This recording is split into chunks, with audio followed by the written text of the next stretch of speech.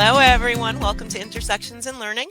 I'm Lisa Crockett, and I am here with my co-host Monique St. Paul, who will be producing for us today. And we pray that you're gonna be able to hear us today. You can see we're both airline pilots.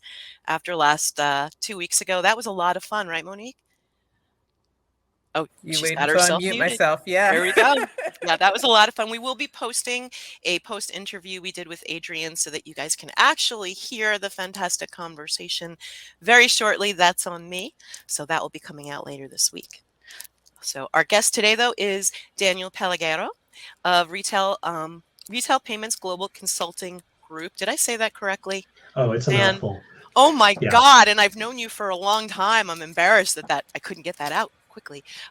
Dan's a payments consultant, actually, and one of the best Smees, literally, guys I've worked with in the 15, 20 years I've been doing this.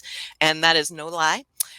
He and his partner, Renee, are amazing. They just intrinsically help to tell a story by teaching you about what they do. So we really wanted to talk to Dan because of the intersection between the instructional designer and the subject matter expert and how vital that relationship is and how you can really capitalize on that. And with that, I am going to turn the mic over to Dan to tell you a little bit more about himself before I start prodding him with questions. Take it away. Oh, okay, cool. Right.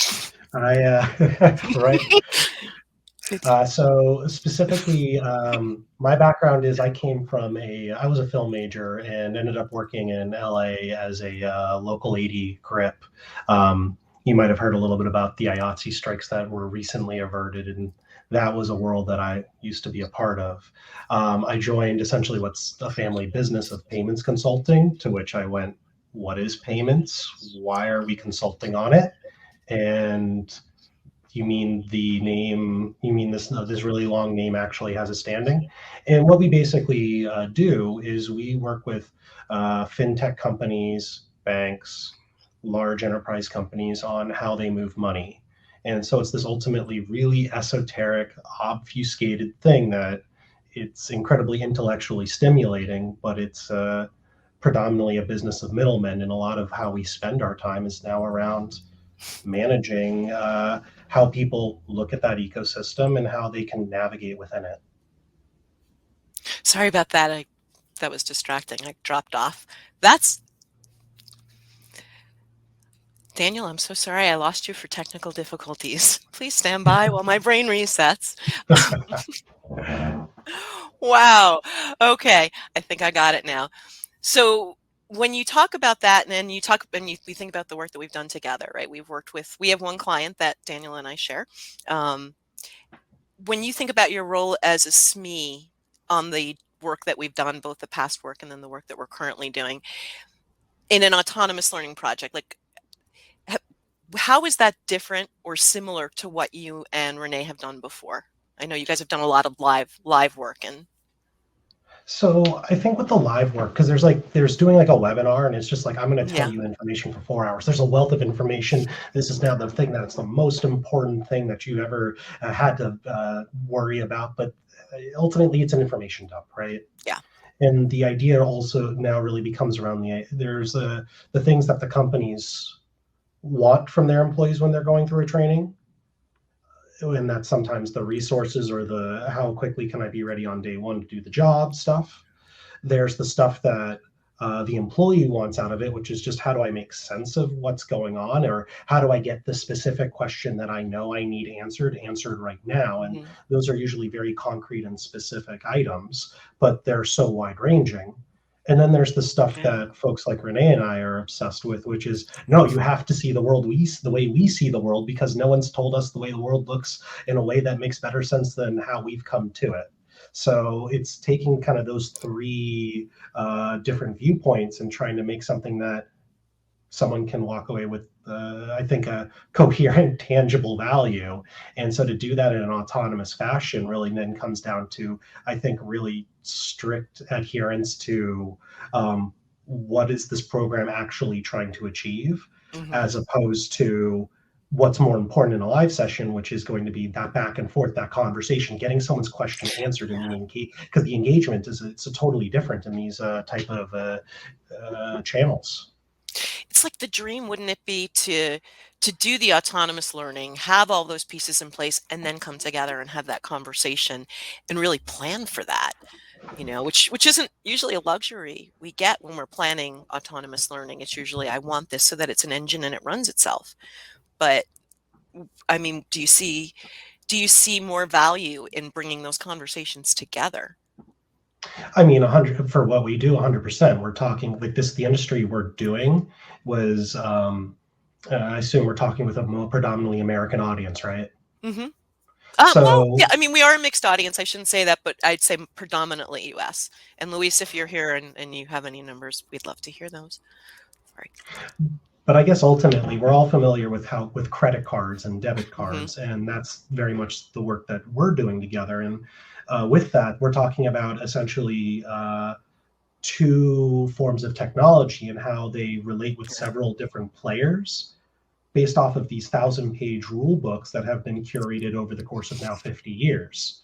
So really, it's just how do you navigate these, man-made concepts that now have the decree of Mhm. enforceability. That's all this is. And then the navigation of the ever-changing rules. And how does that intersect? I mean, we've talked about that in our work, and let's see if I can get this right, or Daniel, at least he can correct me on this. But right, rules can change up to twice a year in the work Yeah. that you're doing with card payments and things like that. How does that change the things that have been around, you know, for that long haul? So I mean, because it's they're all subject to economic pressures, is what it comes down to. Is all these businesses are just trying to make money however they can make money or grow their market, and so things will just slowly and slightly change. And it's how well is that communicated? Is that process automated?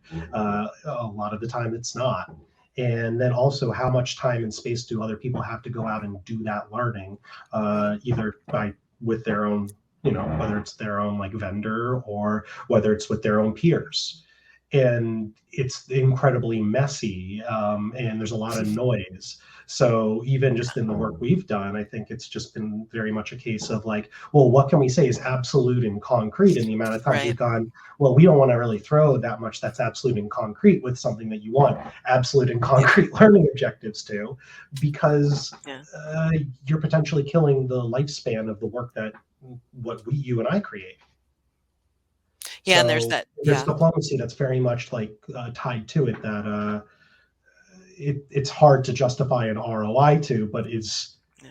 incredibly like one of the top things you really need from anyone within our specific space. Yeah, you're like, it's like creating the foundation so the conversations can be had, and then you and Renee and folks like the MAG are going out there from an education perspective and teaching people where to go for information and then how to learn. So, I think that's a good framework to it, and that's why I think Renee and I are pretty zealous about here's how to see the world and why to see the world in that way. well, that zealousness, I would argue, from, as we talked about bringing you in because of your how you perform as a subject matter expert, not just the subject matter expertise, right, but the behaviors of the subject matter expert, and how you partner. So with you and Renee and guys, it's been like sort of a very dream back and forth for an instructional designer to have SMEs that are such storytellers and that can look at the world from different viewpoints. So I think that's where what you've done has made a huge difference in the work in terms of positioning that for our learners. So then I have to ask you, you have a ton of skills, Daniel, like crazy number of skills. If there was any skill that you could have that you don't have to do your work, whether that's as a consultant, whether that's in film, whether that's in some passion project that you have, what would it be and why? Oh, for work, I wish I was a very good coder. That would speed up a lot of the things I do.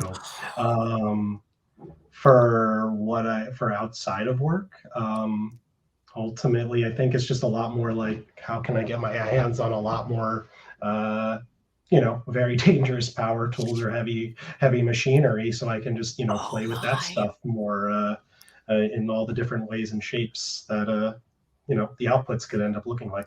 Okay, is that as a builder or is that as a player, and I guess when I say player, right, because my mind immediately went to a post. I don't know if you saw, I had made last week on LinkedIn of this huge machine my husband bought, this RZR that we go trolling around the woods in. It's like insane. So when you say big machine, like my head goes there, but then my head also goes to power tools and things to make and create. Like what when you say that, what do you mean? Well, I mean, like for instance, like it'd be nice to like just be able to like weld and also like know Mm, how to, know how to shop for the appropriate equipment. Like there's certain things like I can drive a hmm scissor lift or like a cherry picker, but ultimately it's any of this stuff. It really just comes down to practice. From like I go and taking it back to I guess the work side of things as far as the hmm code, it's just the ability of just being able to let's say run some simple scripts just to automate certain searches, even if that hmm means I might get booted off the LinkedIn API by over abusing it with bots, like type Oops. things that. But that's the type of stuff that like where all of a sudden I'm trying to qualify these questions, some of these questions, and want to just crunch through a large data set quickly. Those are the types of things that it's either how do I optimize my life or how do I give myself even more space to play with. Oh, you just stepped yourself into a question I actually wasn't going to ask you, but I have to ask you this one now. So when you talked about the data, and I know there's been all sorts of data in the work that we've done, both the data that you guys have sourced and brought to the table to create the work, and the data we're testing people with, and then there's data about the data. How does the data intersect for you with what you're doing every day? With what I specifically do every day, Hmm. this is Like the you're most talking about cynical these thing. codes and things, like Oh what no, does I the mean data tell you? What are you looking for? well, because I mean, there's obviously the concept of like data being that source of truth, and Mhm, because now you have essentially in our world, it's going to be one company, their provider, and then the downstream network. All are going to mhm. be access to essentially the same data set, and they all need to match. And so that's really it's like okay, if we're all working from the same homework. Now we can have a productive conversation. And so that's where the data Oh, itself matters not from like easy. I'd say where personally I sit, where it's like, okay, how do you justify like a business case or drive a narrative home? The Mhm. cynical view here is lies, lies, and damn statistics. Well, also how many sources of truth? I mean, how do you determine the source of truth when you talk about what you're talking about? I think back to like analysis I've done where, you're taking things from three different systems that are measuring the same thing and have three different numbers that are trying to represent it. So how do you work with things like that? Does that I'd imagine that occurs in your world a lot. It does, but that's also, and that's like knowing, okay, like, well, how are you going about generating those numbers Mhm. as opposed to what the underlying, what you've used as an underlying variable that we've supplied you or that you've supplied us. And that's where I think unlocking like some of those little inefficiencies sit in when we're talking about, applying a tenth of a percentage point worth of value on a transaction ticket. It's an industry that's full of death by a thousand paper cuts, and so it just comes down to like, is there one big bang thing that a company's going to be able to do that's going to make their business like much more profitable? Not really. But if you do like the 100 little things, you'll get to that number. Sorry, just checking there. Julia wants to know, since you said you were a coder, she's asking Perl, Python, C. Okay, I don't know what that says. C pound, C plus. Is that meant C to be C sharp. plus? C sharp, Okay, are we singing now? Um, So I mean, I know honestly, Python would be nice and accessible, and at least lend itself to some like thanks, entry Monique. level like visualization. But I think ultimately, really what it comes down to is what's going to be the tool that allows me just to automate little pieces of my day just a lot easier, a lot faster, or just be able if I'm going to crunch through a large data set, maybe do something so that I can create like a striking data visualization. So probably Mhm. even higher up, just like just some quick JavaScript and CSS probably would do me a world of good. That's all good stuff. Where do you, if you want to learn that, like let's say tomorrow you're like, you know what, I'm going to take 2 weeks off. I'm going to like commit to this. Where would you go? Coding is the one I keep banging my head against the most because I'm the type of person that will be like, I want to watch 10 hours of YouTube videos, I want to read 4 books. Hmm. But coding is not really like, let me learn conceptually about all the things and then do the thing. Yeah. Coding is let Get me in just there. make projects as much as possible Yeah. as quickly as possible. And then and that is, my brain doesn't really reconcile with that as much unless I'm in a community where it's like, okay, we're building this thing today. Oh, you don't know how to, like, you don't know how to turn wood for whatever reason. This is, I'm going to show This you is how how to we do it, do and it. then you're going to do 30 of these. Yep. No, you really with coding have to and do it over and over again. We've got some questions actually from the crowd. You're getting some buzz. Um, First one, Kristen wants to know what's the biggest shift you had to make when moving from a SME who delivers training to a SME who informs and helps create training? That's a great question. Um, I really think it comes down to like the project planning of it, right? And it's Hmm.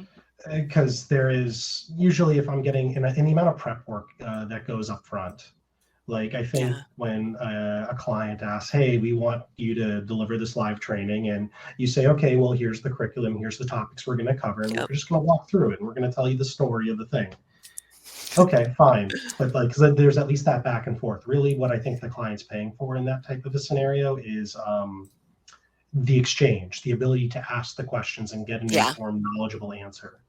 Um, but in a program like this, where we're not running TAs, we're not doing workshops with peer reviewed sessions, so that like the people that are you're working, that you're also going through the course with, your cohort, are basically saying, yeah, this person's up to snuff or not. There Yeah. isn't some dissertation challenge that's occurring here.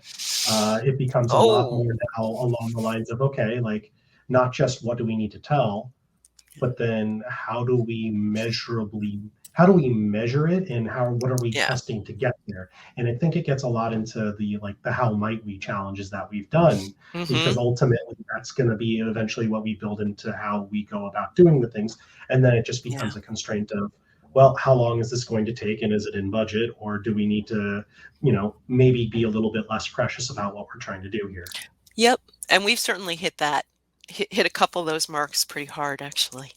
Um, so as an ID who codes, and actually this is not me, Christine, obviously, Christine, I'm not a good coder. I do try. She's an ID who codes, and she's wondering, for you, what aspects of HTML did you focus on more when you were first learning that as a coding language? Assuming as you started there. Oh, so I was playing honestly with I don't what's the name of it, Mimo app, which is basically, it's like a Kumon for coding. And so of course you're going to quickly understand, the difference between doc type versus headings and Hmm. the rest of those pieces. But am I building a full web page? No, not really. I'm No. just filling in the blank, but I'm Yeah. understanding at least a little bit of what's going on. The moment I start getting into, let's say, like for loops, or when it's the, okay, I need to sit down and figure out the difference between the spacing between with the element bracket and the actual page bracket for within a form. That's the stuff where if I'm going to spend 20 hours concentrated to like build something out, could I do something well? I'm sure I can. But once again, it goes back to What do my you need? mind, and what's easier for me is I have to go through the journey of spending 30 hours learning about the thing anyways. But I like to consume the content as opposed to creating it. And that's the behavior change that I just happen to be going through myself. Interesting. Interesting. Hmm. I'd like to hear more about that as you go on that journey. Um, I know I think I approach learning similarly, so I'd like to hear how that works through for you. Um, anyway, on that, like most impactful learning that you've ever experienced. Oh, I would argue it's the thing that I'm not great with from a self learning perspective, Hmm. which is it's being there and just doing the job. Um, Hmm. that's the part where, like, I think about my time as a grip, where the crews I'm working with, because that is the life, is like you get very good at the things you're supposed to be doing, and even who Hmm. you're doing it with. Because there would be jobs where because so the culture within like a film crew, for instance, is going to be, there's, once you're established, you're going to work with the same people over and over again, or you're going to be booked on Cool. like a television show that'll run for like 6 or 7 months. And so it's the same day in, day out people. Mm-hmm. But a lot of the time, though, especially as you're coming up, you're day playing on different things. You'll be on a music video one day. You're going to be on a feature film the next day for like a couple of days because they happen to be off the stage and they need more hands to Right. do company moves. And so, because of Fun. that, you end up working with a lot of other people, and everyone, of course, has their own ways of doing things. And because the clock is Mm-hmm. always ticking, for got to get 10-hour, 12-hour day because they don't Yeah. production, of course, doesn't want to pay overtime, and everyone wants to go home.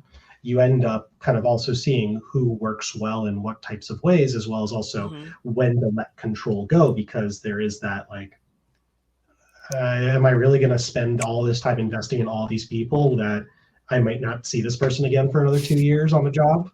And so it just becomes, well, what does the floor need to be as opposed to the ceiling? And then also, how are we Mm-hmm. quickly communicating what I need as a boss versus what I'm delivering as a person that's working for the boss, under very limited communication, and, just half sometimes like a never stop ending tone in your ear from the walkie talkie or silent hand signals. I'm laughing because it's the film business, which I've never been in, sounds exactly like the restaurant business, which I worked in all through college. And I'm like, that just sounds exactly the same. That's crazy. But I guess it's all a production, you know? Mhm. One's just a lot more short term. Nobody's waiting for the salad the next day. But hopefully they're watching your film for years to come. Sounds like so much fun. There were parts of it I really enjoyed. Hmm. And that sounds like a whole nother cast, the parts you enjoyed and the parts that you're not talking about, which I won't push you on that. Hey, Dan, do you have a favorite quote or mantra that you live by? Ooh, uh, I feel like I'd be remiss not to call out Mm. John Maynard Keynes. I've kind of got in the background there for like in the long run, we're all dead. Um, Okay, I so the whole cannot idea, see it, but okay. essentially, his whole thing is, I think, really around just like it's more of that worldview, right? Of like, does the economy work for the people, or do people work for the economy? Because in the long run, and so it just kind of, at least I think, likes to just inform, okay, like, what are we doing here? What is the purpose? Is the purpose just to, are we doing something that ultimately is because one person thought it was a half decent idea, but there isn't any backing to it? Or are we doing it because we're all going to benefit from it? And it's just, I don't know, it's this nice way of kind of keeping stock, of keeping and Hmm. taking stock and going, how emotionally invested do I want to get into this project? Or how much effort am I going to put in if I then Yeah. start, getting really workers' concerns about the whole thing? It's a good gut check. That really is a good gut check. Hey, Kristen's actually asking a follow-up question. Um, she's asking, are you helping to what let's inform people who are doing day-to-day work on payment processing or helping people make informed decisions on managing their own payment processing? And I'll let you answer that. Both. Both. I Yeah. didn't know the There's some second. folks.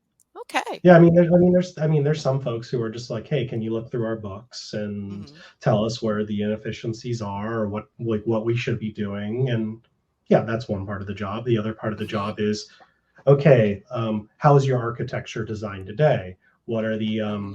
how evolvable is it?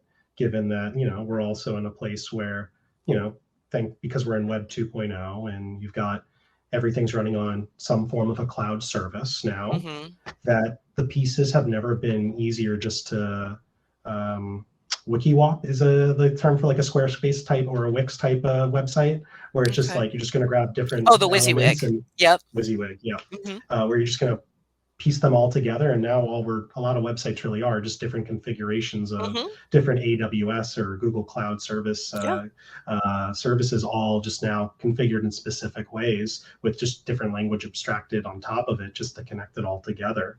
And Hmm. that's the part I would almost kind of go and say, that's the part that is the work that's a lot more enjoyable, and the work that is also in some ways a little bit more straightforward, Hmm. because you're essentially designing what a greenfield should look like, and then it's just filling in all the back end of, okay, with where you're at today, what has to get sunset or deprecated and Hmm.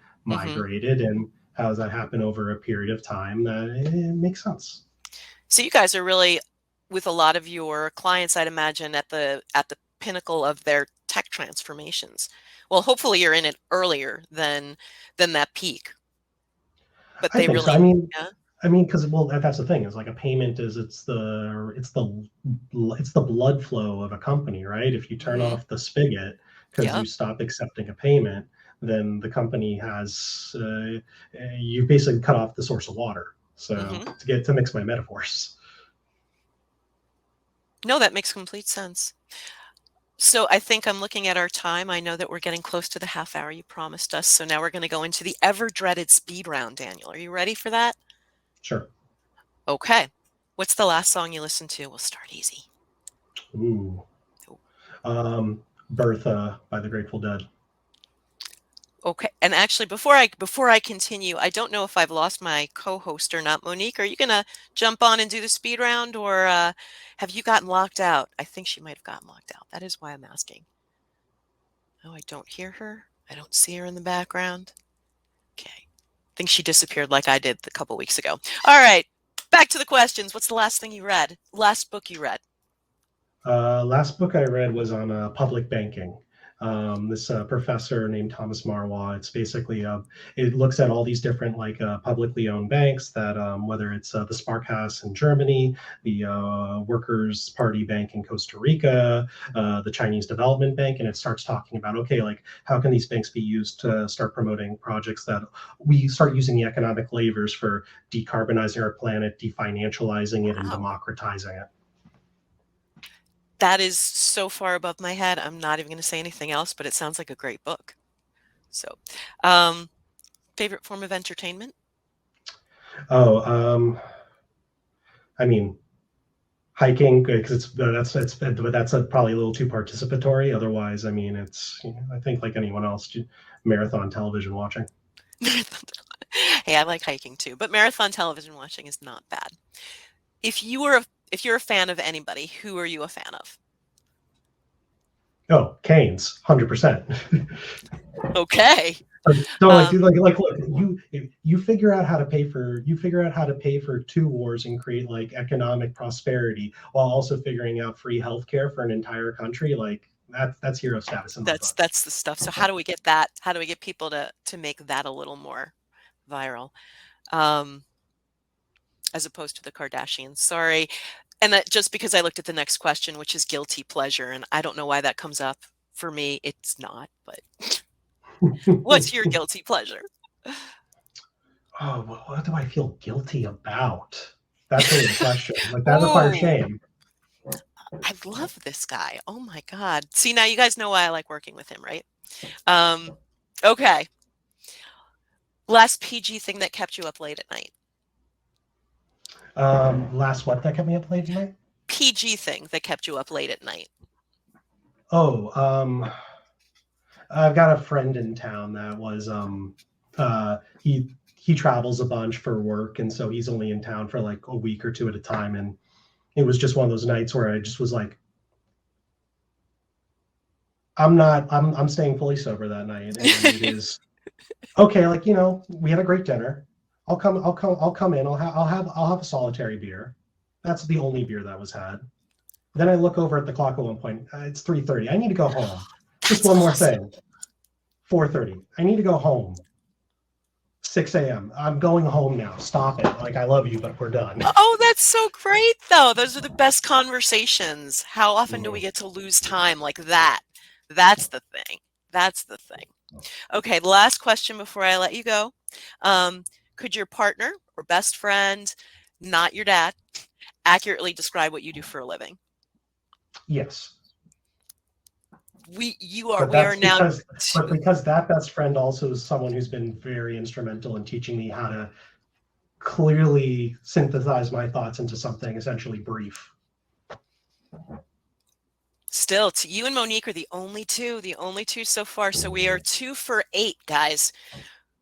This is good. I think we have to bring back all the people and their partners and celebrate that and then figure out how to get our partners to know what we do. Okay, let me just check. I have not been watching the chat, folks. I didn't realize we lost our Monique. Um, so let me just see if there are any more questions before I let you go, Dan. And Dan, can you post a link to the Miro website that you mentioned when you answered my question? Oh, I guess Miro. Dan's turned me on to Miro. I now have an account. By the way, they have a really good account level now for consultants, individual, folks like me, freelancers that they didn't have before. So if it was cost prohibitive like 6 months ago, it might not be now. God, I feel like a commercial. Let's see, what else do we have? No, it really Also, is. not It's great. not sure it was the Miro piece, but Mimo was the name of the coding like Kumon thing I was doing. Okay, there we go. And thank you. Okay, so I think we lost Monique. Monique, both visually and her mic. So she's thanking you guys for coming. Our next episode is December 7th. We're going to have Alan Matachu, and we will have this fantastic episode up in our podcast this week. So everyone have an outstanding day. And thank you so much, Dan, for spending yet more time with me this week. I know you're probably sick to death of me already, but I appreciate you coming in and talking to us. And have an awesome rest of your day. See ya. Thanks. Thanks. Bye. I'm thinking Monique must be shutting us down, but I have no idea.